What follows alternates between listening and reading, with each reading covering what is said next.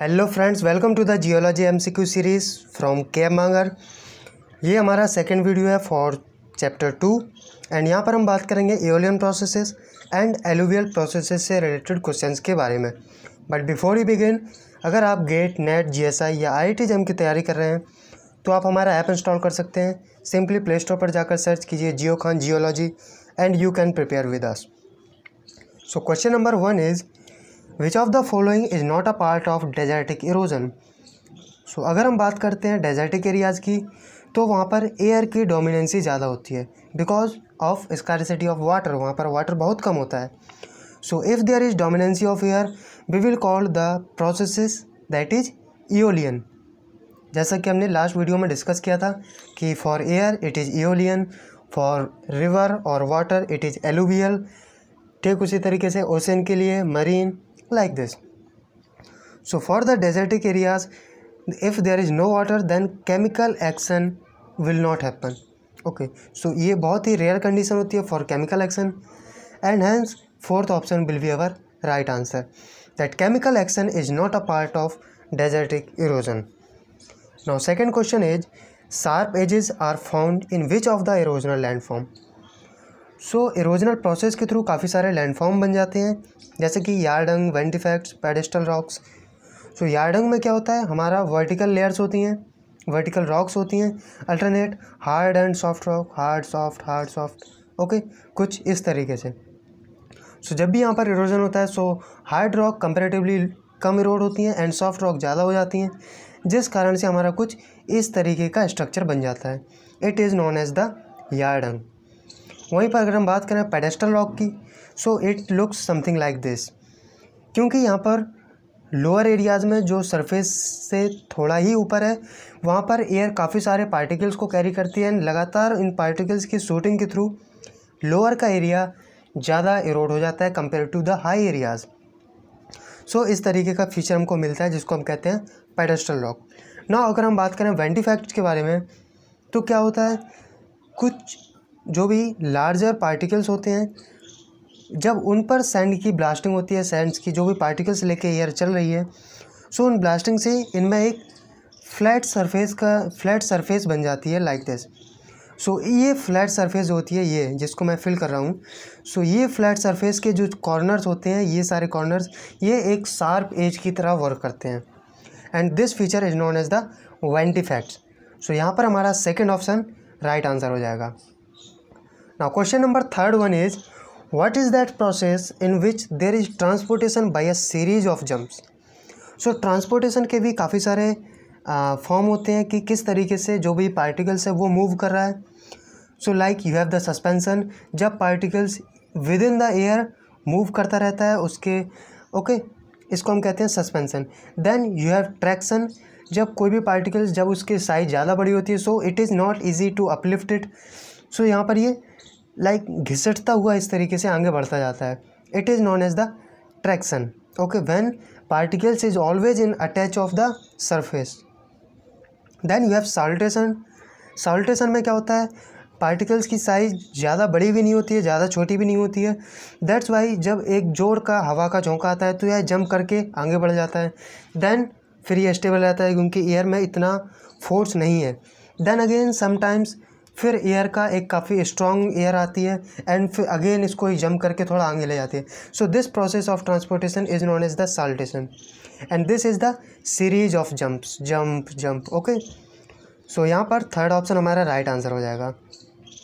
Question number fourth one is which combination is true about the dunes and loesses. So यहाँ पर जो air के through depositional process होती है उसमें दो मेन डिपोजिशनल फीचर्स होते हैं, ड्यून्स एंड लॉस। अब इनमें कुछ कॉम्बिनेशंस दिए गए हैं। These are the particle size, जैसा कि हमने लास्ट वीडियो में डिस्कस किया था, that clay, silt, sand, pebble, cobble like this. Okay, so dunes they are composed of sand particles. Then loess जो होते हैं वो सैंड पार्टिकल्स के नहीं होते हैं, ना ही वो कम्प्लीटली क्ले के बने होते हैं, और जो ड्यून्स हैं वो सिल्ट के नहीं होते हैं। जो करेक्ट कॉम्बिनेशन है that is dunes are composed of sand particles, वहीं पर जो लॉस होते हैं it is composed of silt particles.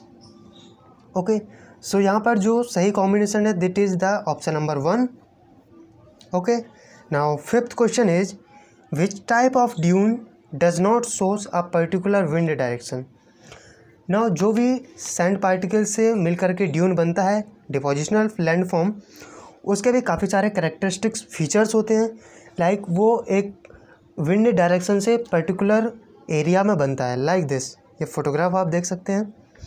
सो यहाँ पर ये जो हम पहले इसको देखते हैं, लॉन्गिट्यूडनल ड्यून। ओके, ये रेड आपको दिखा रहा है एरो की एयर की डायरेक्शन क्या है, एंड यहाँ पर जो डिपोजिशनल फीचर्स आप देख सकते हैं, it is in the direction of wind. So longitudinal dunes में जो डिपोजिशन होता है, it is in the direction of wind. वहीं पर ट्रांसवर्स ड्यून्स की अगर हम बात करें, सो यहाँ पर विंड की डायरेक्शन दिखाई गई है, एंड जो भी डिपोजिशन है वो इसके 90 डिग्री यानी परपेंडिकुलर है। So it's a type of transverse dune. Then हमारे यहाँ पे बार्चन्स, ये जैसा कि इसमें जो विंड की डायरेक्शन है उस डायरेक्शन में ये कुछ इस तरीके से बनता है, जिसमें कि इसके हॉर्न्स जो हैं वो विंड की डायरेक्शन की ओर होते हैं। वहीं पर जो पैराबोलिक ड्यून्स होते हैं उनमें हॉर्न्स की डायरेक्शन ये विंड डायरेक्शन से अपोजिट होती है। ओके, वहीं पर जो स्टार ड्यून्स होते हैं वो एक पर्टिकुलर डायरेक्शन को शो नहीं करते हैं, बल्कि व्हेन देयर आर वेरिएबल्स, हवा की जो डायरेक्शन है वो चेंज होती रहती है, then they will form a complex type of dune. So यहाँ पर हमारा करेक्ट आंसर फोर्थ ऑप्शन हो जाएगा, that complex dune does not show a particular wind direction. Now sixth one is mutual collision of rock particles is associated with.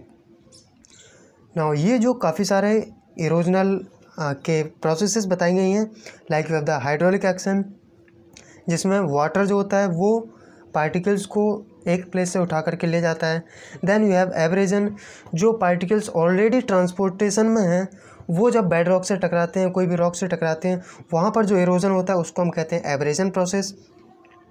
Then ये जो particles travel कर रहे हैं, ट्रांसपोर्ट हो रहे हैं, जब वो आपस में टकराते हैं due to wearing and tearing of rocks, उनका फर्दर इरोजन हो जाता है। दैट मीन्स अगर पहले वो बड़े थे, फिर ड्यूरिंग ट्रांसपोर्टेशन ये आपस में टकराते गए और ये खुद ब खुद एक छोटे छोटे पार्टिकल्स में टूट गए। सो इस प्रोसेस को हम कहते हैं attrition. Then you have the chemical action, जहाँ पर केमिकल एक्टिविटी होती है और जो भी उसकी processes like hydration, carbonation, like a processes की डोमिनेंसी होती है, then it will be known as the chemical action. So यहाँ पर म्यूचुअल कोलिजन हमारा थर्ड ऑप्शन राइट आंसर हो जाएगा। Now seventh question is if TP stands for the transporting power and V is the velocity of water, then यहाँ पर काफ़ी सारा relation दिया गया है ट्रांसपोर्टिंग पावर और वेलोसिटी ऑफ रिवर में, या वेलोसिटी ऑफ वाटर भी कह सकते हैं। सो यहाँ पर जो राइट ऑप्शन है वो हमारा है option number 1, the transportation power is proportional to the V to the power 6। यानी अगर हम वेलोसिटी को डबल कर देते हैं तो हमारी transportation power to the power 6 times बढ़ जाएगी। Okay, so it's a fact, you can learn it. So यहाँ पर हमारा फर्स्ट ऑप्शन राइट आंसर हो जाएगा। Now question number 8, narrow and deep river valley formed by river erosion is called. जो river erosion के through valleys develop होती हैं कुछ इस तरीके की, इनका नाम पूछा गया है। So they are known as the gorges. वहीं पर वाटरफॉल, जैसा कि आप सभी जानते हैं कि कोई भी रॉक अगर इस तरीके से है तो ये जो इरोजनल फीचर होता है इसमें वाटर इस तरीके से नीचे गिरता है, so it is known as a waterfall. वहीं पर अगर हम बात करें ऑक्सबो लेक की, so oxbow lake are formed जब रिवर जो है वो मैच्योर्ड स्टेज में हो जाती है, and old stage matured stage के टाइम पर ये जनरली फॉर्म होते हैं लाइक इस तरीके से। ओके, सो यहाँ पर जब रिवर कुछ इस तरीके से फॉर्म हो जाती है, देन स्लोली ये जो पार्ट है रिवर का, ये पार्ट अलग हो जाता है and it will look something like this, इस तरीके से। सो ये एक लेक बन जाती है जिसमें वाटर कंटिन्यूसली भरा हुआ रहता है, जिसको हम कहते हैं ऑक्सबो लेक। वहीं पर बात करें अगर पॉटहोल्स के बारे में, सो इसमें क्या होता है, कोई भी हमारा जैसे मान लेते हैं ये एक रॉक सरफेस है एंड यहाँ पर जो हमारा वाटर फ्लो हो रहा है, एंड जब कभी वाटर में भंवर टाइप का बन जाता है, लाइक जैसे कि एयर में साइक्लोन्स बनते हैं, ठीक उसी तरीके से जब वाटर सर्कुलेट होता है बहुत ही स्मॉल लेवल पर, सो वहाँ पर एक छोटे छोटे होल्स टाइप के बन जाते हैं जिनको हम कहते हैं पॉट होल्स। सो यहाँ पर हमारा according to question first option right answer हो जाएगा। Now question number 9th one is yazoo tributaries runs to the main stream. अब वो मेन स्ट्रीम से वो किस तरीके की हैं, क्या वो परपेंडिकुलर में रन करती हैं, पैरेलली रन करती हैं, इंक्लाइन करती हैं, या फिर याजू ट्रिब्यूटरी नाम का कोई जो है टर्म होता ही नहीं है। सो ये क्या होता है, मेनली जो हमारा फ्लड एरिया है, मान लेते हैं ये हमारा फ्लड एरिया है and this is our main river like this. So यहाँ पर फ्लड एरिया में इसी के पैरेलल कुछ रिवर्स चलती रहती हैं जो कि फ्लडिंग के टाइम पर फॉर्म, जिनका डायरेक्शन जो है वो फ्लडिंग के टाइम पर फॉर्म हो गया and they are known as the yazoo tributary. So yazoo tributary runs parallel to the main stream. यहाँ पर हमारा सेकंड ऑप्शन राइट आंसर हो जाएगा।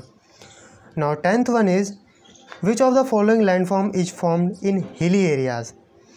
सो जो रिवर है या फिर जो वाटर के थ्रू जो लैंडफॉर्म्स क्रिएट होते हैं वो भी काफ़ी सारे होते हैं, like you have the natural levee, you have the point bars, deltas and alluvial fans. So यहाँ पर जो हिली एरियाज़ की बात होती है they are formed alluvial fans. So जैसा कि मान लेते हैं ये कुछ एक हिली एरियाज़ हैं।